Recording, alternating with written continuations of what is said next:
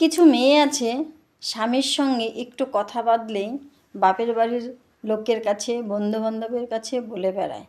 কিন্তু বোন রে, এই কাজটা কখনো করো না। কারণ স্বামী স্ত্রী একসঙ্গে থাকতে গেলে দু কথা হবেই। দুটো হাঁড়ি যদি এক জায়গায় থাকে, ঠোকাঠুকিতে শব্দ হয়, সেটা নিয়ে ভেদাভেদ করতে নেই। আজ তুমি আত্মীয় স্বজনের কাছে কথাগুলো বলবে, তারা কিন্তু কথাগুলো ভুলে যাবে না, তারা সুযোগ খুঁজবে।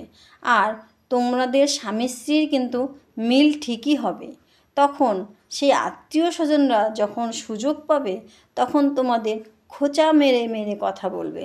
তখন কিন্তু তোমার ভালো লাগবে না।